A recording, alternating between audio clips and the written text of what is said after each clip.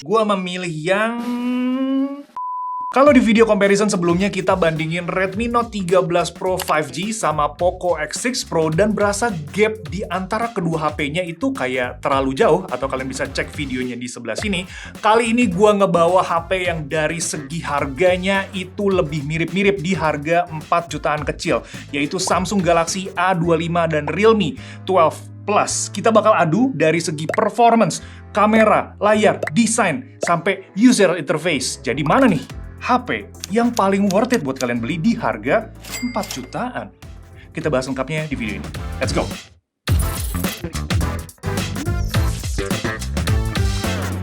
Oke, buat varian storage HP yang kita gunakan untuk comparison ini, si Redmi Note 13 Pro 5G sama Realme 12 Plus itu pakai di 8256GB, karena memang cuma ada satu varian storage aja. Sedangkan Samsung Galaxy A25 5G itu pakai yang storage 818GB.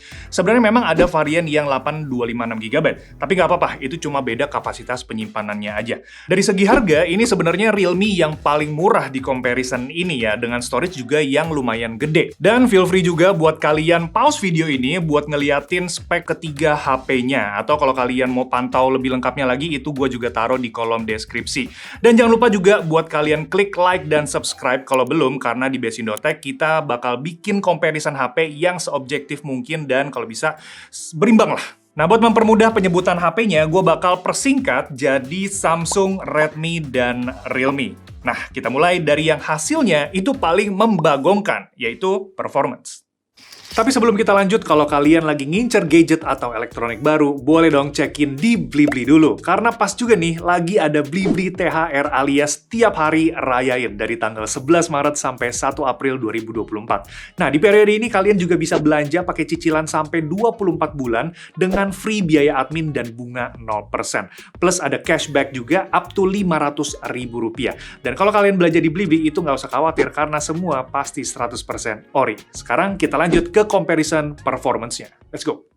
Nah, ketiga HP ini tuh pakai chipset yang lumayan beragam ya. Samsung sendiri ngandelin Exynos 1280-nya. Redmi pakai Snapdragon 7S Gen 2, dan Realme itu pakai Dimensity 7050. Hasil benchmark ketiga HP-nya juga menarik nih, karena dari Antutu 10, Realme dapat skor yang tertinggi. Mepet-mepet sama Redmi ya, tapi bukan karena GPU atau CPU-nya yang lebih powerful, melainkan storage-nya yang lebih kencang karena udah pakai UFS 3 dan udah pakai OS Android 14 juga. Makanya overall score ini jadi meningkat. Nah, buat Geekbench 6, ini hasil multicore Redmi yang paling kencang. Sedangkan dari segi graphics, kita pakai 3D Mark Wildlife, itu Redmi juga yang paling tinggi skornya. Bahkan lumayan jauh nih, di atas Realme dan Samsung yang bedanya sampai 30-an%. Tapi gimana buat skenario penggunaan sehari-hari? Pertama, kita speed test dulu. Total itu ada 11 aplikasi dan ketiga HP-nya dalam posisi recent app yang kosong. Nah, di 3 aplikasi pertama, perbedaan kecepatannya masih belum begitu berasa. Tapi pas kita buka WhatsApp, baru kelihatan nih, Redmi agak ketinggalan. Sama juga buat aplikasi Instagram, TikTok, YouTube Music, YouTube, dan Netflix, yang mana Realme dan Samsung saling kejar-kejaran nih, mana yang tercepat. Tapi di aplikasi Blibli, baru ketara kalau Samsung yang pertama kali masuk ke aplikasi. Kok Redmi malah jadi berasa lemot ya di sini? Tapi tunggu dulu, karena pas kita buka game One Punch Man, nggak taunya Redmi bisa nyusul coy, barengan sama Realme yang masuk ke menu login gamenya. Mantap! Dan kita juga buka aplikasi ulang lewat recent app, ketiga HP-nya ini tetap aman. Jadi lumayan berasa kan, buat penggunaan harian kayak gonta-ganti apps, Realme itu jadi yang paling gercep, disusul sama Samsung dan Redmi. Oke, lanjut kita ke gaming. Karena kita udah buka game One Punch Man tadi, jadi kita sekalian tesin aja. Di resolusi high, pakai grafis high juga, Samsung agak kewalahan nih buat jaga frame rate-nya. Kalau lagi banyak animasi gini, bisa drop ke 20 FPS. Sedangkan Realme dan Redmi lebih stabil di 30-an FPS. Ya, sekalinya ada load grafis yang berat, itu dropnya ke 20-an FPS. Lanjut ke game emulator, pakai PS1 dulu. Ini main Bloody Roar di resolusi 1 kali dan 2 kali, itu ketiga HP-nya tetap smooth. Tapi pas naikin ke 4 kali, ternyata frame rate Redmi drop ke 30-an FPS. Baru berasa nih, karena sebelumnya gue pakai di CTR sama Jackie Chan, itu masih oke ya di HP-nya. Mungkin karena chipsetnya yang belum optimize, karena di Samsung dan Realme itu masih santai-santai aja kok di 60 FPS. Lanjut ke PSP, main Third Birthday di resolusi 2 kali, 4 kali, dan 6 kali itu udah mentok ya, atau 2880 pixel. Ketiga HP-nya tetap aman, maintain frame rate di 30 FPS. Tapi yang paling bikin penasaran sebenarnya main PS2. Dari ketiga chipset ini, mana nih yang paling optimize buat ngangkat emulator Aether SX2? Kita pakai game Chaos Legend di resolusi 1 kali, Samsung rata-rata dapat 30-40 FPS. Tetap berasa lag ya pas kita main, tapi masih playable lah. Redmi sendiri sama kayak sebelumnya, kalau lagi summon atau monster spawn itu bisa drop ke 30 FPS. Sedangkan Realme ini yang paling nggak optimal. Terakhir, rendering video pakai CapCut dengan footage 1080 selama 1 menit. Redmi ngebut banget nih speed rendernya, bahkan 2 kali lipat lebih cepat dari Realme. Habis itu disusul juga sama Samsung di 26 detik dan Realme yang terakhir di 38 detik. Jadi secara overall performance, Samsung yang paling balance di antara dua HP lainnya. Buat harian tuh memang yang paling pas ya, buka aplikasi kenceng, main game juga masih oke, dan rendering video juga tergolong cepat kayak tadi ya. Buat Realme sendiri, untuk urusan buka aplikasi ini yang paling ngebut. Jadi smooth banget nih kalau kalian lagi pakai HP-nya sehari-hari atau pas main game mobile, itu juga powerful. Walau begitu, main di emulator PS2 dan rendering video di HP-nya itu ternyata masih belum maksimal. Sedangkan untuk Redmi sendiri, performance HP-nya yang paling oke buat heavy usage kayak gaming dan video rendering. Nah, buat penggunaan baterai, abis kita tes tadi, itu ketiga HP-nya sama-sama irit nih. Heavy usage selama 20 menit, Redmi ngabisin baterai 5%, sedangkan Realme dan Samsung di 6%. Gue juga notice pas main One Punch Man, itu di HP Samsung berasa lebih cepat keringetan gitu ya, telapak tangannya. Dan wajar aja karena suhu body HP-nya itu ternyata nembus sampai 46 derajat. Sedangkan Realme dan Redmi itu lebih adem ya, di sekitar 40-42 derajat. Buat kecepatan ngecas sendiri, dari 10-90%, Realme dan Redmi cuma butuh 30-40 menitan, pakai charger bawaannya yang 67 watt. Sedangkan Samsung itu, aduh, masa nyaman aja nih di 25 watt. Ngecasnya butuh waktu sejam lebih cuy, aduh. Nah, di hasil jepretan kameranya juga menarik nih, karena ketiganya itu punya keunggulan masing-masing di segmen ini. Redmi pakai sensor gede di 200 megapiksel, sedangkan Realme dan Samsung ngandelin sensor kamera di 50 megapiksel. Ketiga HP-nya sama-sama punya ultrawide 8 megapiksel dan makro 2 megapiksel. Sedangkan untuk kamera selfie, Samsung yang paling kecil sensornya di 13 megapiksel, ketimbang Realme dan Redmi di 16 megapiksel. Yuk kita lihat buat hasil fotonya. Pertama, gua foto bunga, ini pakai digital zoom 2 kali, dan hasilnya gokil ya buat di kamera Redmi. Detailnya sama warna kuning bunganya itu dapet banget. Tapi gue agak bingung nih sebenarnya sama hasil kamera Samsung, karena pucat ya, dan berasa kayak over sharpen juga. Lanjut, gue motret makanan di kawasan indoor pakai main kamera 1 kali, dan hasilnya itu kamera Realme yang paling oke nih. Detail croissantnya itu tajam, warnanya juga bikin ngiler. Di toko bakery itu juga gue minta izin buat motret kru di sana buat potret mode-nya, dan ini dia hasilnya. Potongan bokeh di kamera Realme dan Samsung itu yang paling rapi nih, sedangkan Redmi ada miss di mas-mas yang sebelah kanan ini. Tapi menurut gue, Realme bisa kasih hasil foto potret yang paling oke ya, warnanya pop dan bokehnya juga rapi. Lanjut ke area low light, gue coba pakai night mode-nya buat ngeredam cahaya lampu ini. Hasilnya Redmi bisa meminimalisir flare dan noise dengan baik, walaupun refleksi lampunya itu jadi kelihatan banget sih memang. Oh ya, viewing angle buat main kameranya juga si Redmi ini kalau diperhatiin itu yang paling lebar di antara lainnya. Lanjut ke ultrawide, ketiga HP-nya ini dalam posisi auto HDR yang menyala ya. Foto di kondisi outdoor, itu pakai ketiga HP-nya bisa nangkep detail yang bagus dan lebar juga. Samsung dan Redmi di sini bisa dapetin hasil foto yang paling natural, walaupun memang Samsung itu lebih minim distorsinya ketimbang Redmi ya. Sedangkan foto buat indoor itu Redmi yang paling natural. Nah, kamera makronya sendiri di ketiga HP-nya memang belum bisa kasih hasil yang baik ya. Jadi bakal lebih oke lagi kalau kalian pakai digital zoom 2 kalinya buat foto kayak bunga tadi. Terakhir, buat kamera selfie, hasil foto di Redmi itu yang paling natural skin tone-nya. Tapi pas gua ajak buat foto ramean kayak gini di dalam kantor, malah yang Samsung ya, jadi hasil foto paling mendekati aslinya. Oke, ini adalah contoh perekaman video dan suara menggunakan ketiga HP-nya ya. Ini gue pakai resolusi yang sama dan mentok di tiga-tiganya, 4K 30 fps. Dan yang paling berasa di sini sebenarnya dari warna ya, karena ini Realme vibrant banget ya berasanya, jadi kayak nggak natural aja. Sedangkan yang paling pas, yang paling apa ya, sesuai dengan aslinya itu ada di Redmi. Nah, buat optical image stabilization-nya sendiri ketiganya udah oke. Dan gue coba buat close up ke objek ya. Ini ada bunga, gue coba close up ke bunga di tiga-tiganya. Oke. Sorry ya, ini angle-nya agak beda karena posisi HP-nya juga ya kiri kanan gini. Sekarang kita lihat buat selfie-nya. Nah, ini dia buat perekaman video selfie-nya.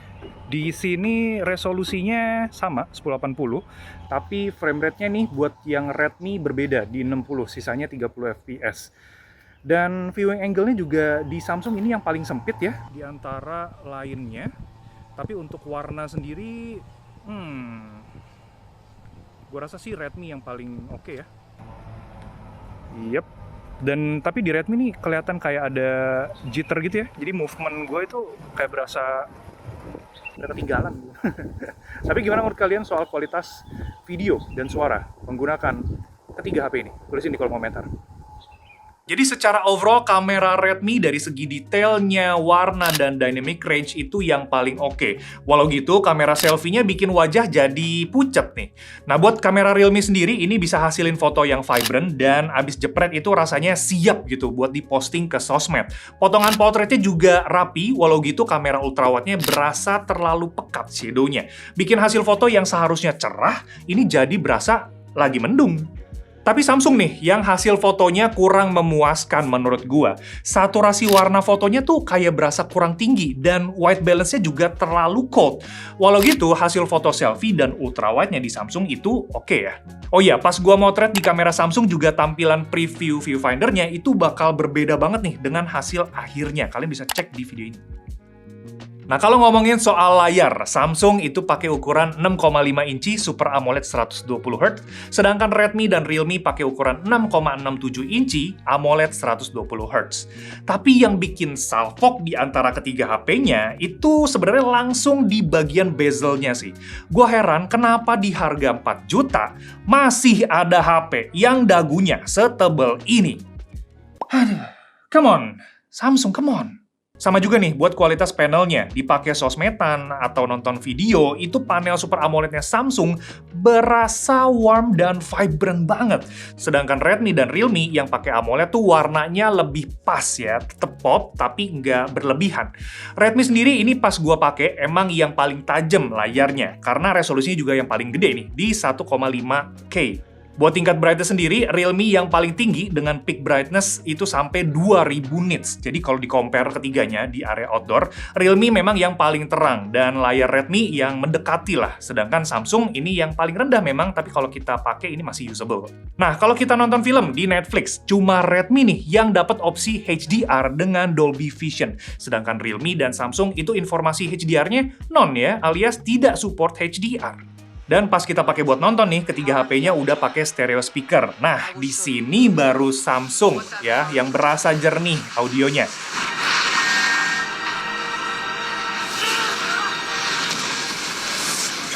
Sama juga di Redmi yang berasa juga di bass-nya.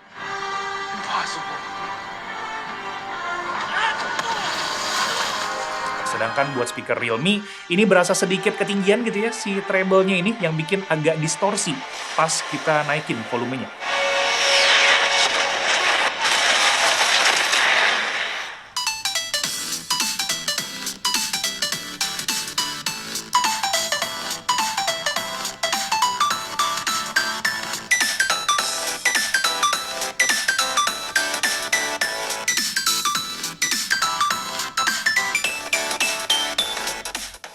Nah, buat bagian looks dari HP-nya sendiri, gue sendiri tetap paling cocok sama desainnya Redmi ya. Samsung kasih corak yang kotak-kotak kecil gini berasa agak old school gitu. Sedangkan Realme ngebawa ciri khas desain luxury-nya kayak di seri Pro Plus.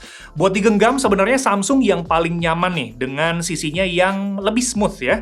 Ditambah ya bahasa desainnya Samsung yang serupa ya dari seri flagship sampai seri yang entry itu semuanya mirip. Jadi kerasa kayak premium gitu. Area tombolnya juga menonjol gitu ya, jadi kasih patokan aja nih buat si jempolnya, dan feel-nya juga berasa khas. Tapi soal bobot, memang Samsung yang paling berat nih, di 197 gram. Baru di Realme itu 190 gram, dan Redmi yang paling ringan di 187 gram. Oke, kita udah nyampe ke yang terakhir nih, di bagian user interface-nya. Dan ini bakal subjektif banget ya. Karena buat gua, memang One UI 6 itu yang paling nyaman, disusul sama Realme UI 5. For your information, gua sendiri udah pakai HP Samsung itu selama bertahun-tahun ya, sebagai daily driver. Jadi bisa dibilang gua udah PW lah sama si One UI ini. Sedangkan di MIUI 14, itu gua kurang cocok sih ya. Masih kayak banyak bug aja yang mengganggu. Nah, di HyperOS Xiaomi sendiri, ini soon bakal available ya buat si HP Redmi ini. Jadi kemungkinan user experience-nya itu bakal berubah nanti. Jadi di sini gue pengen fokus dulu aja ke Realme UI 5. Nah, pertama kali gue nyobain UI ini itu di Realme 12 Pro Plus. Dan langsung cocok aja gitu ya sama si interface-nya. Animasinya tuh berasa seamless. Tampilan notification bar-nya sama setting juga menarik nih. Gue juga pakai fitur yang smart sidebar-nya buat shortcut apps gitu, dan tanpa disadari ini ternyata fitur recent file itu ternyata berguna juga ya buat kita buka file kerjaan dengan super cepat. Karena biasanya gue harus nyari-nyari dulu filenya di file manager gitu, agak repot, dan ini lumayan membantu. Dan so far gue belum nemuin bug sih di Realme UI 5 untuk Realme 12 Plus ini. Jadi mantap. Oke, jadi kesimpulannya buat harga 4 juta saat ini, kalau gua disuruh milih salah satu di antara ketiga HP ini, gua memilih yang Redmi Note 13 Pro 5G ya, karena performance-nya ini oke, desainnya juga cakep, dan value for money-nya juga Xiaomi ya, nggak usah ditanya. Di sisi lain, gua jujur awalnya agak memandang sebelah mata buat Realme 12 Plus yang ternyata pada comparison ini itu bisa menonjol secara value for money-nya, terutama dengan harga yang paling terjangkau. So good job Realme Indonesia. Nah, sedikit cerita juga, kalau kalian inget sama foto portrait yang gue ambil di bakery shop tadi, itu sebenarnya gue tawarin mereka buat ambil ya salah satu dari hasil fotonya. And guess what? Mereka milih hasil fotonya Realme. Katanya ini yang paling ready to post, biar nggak repot. Sedangkan buat HP-nya Samsung Galaxy A25, walaupun dari segi performance itu udah oke, tapi soal layar sama build quality-nya ini berasa ya kurang maksimal sih ya di segi harganya. Somehow ya cuma mengandalkan brand Samsung-nya aja nih jadinya. Tapi gimana nih, menurut kalian soal ketiga HP ini? Boleh banget tulisin di kolom komentar. Dan kalau kalian suka video ini, jangan lupa buat di-like dan subscribe juga. Dan share juga video ini ke teman-teman kalian yang lagi nyariin HP baru di harga 4 jutaan. Mau milih yang mana? Sip, kita ketemu lagi di video selanjutnya. Gue udah 2 kali ngomong itu ya. Thanks guys. Ciao. Aduh, Samsung taruh sini aja dulu deh. Nih. Jadi menarik nih 2 HP nih. Hai.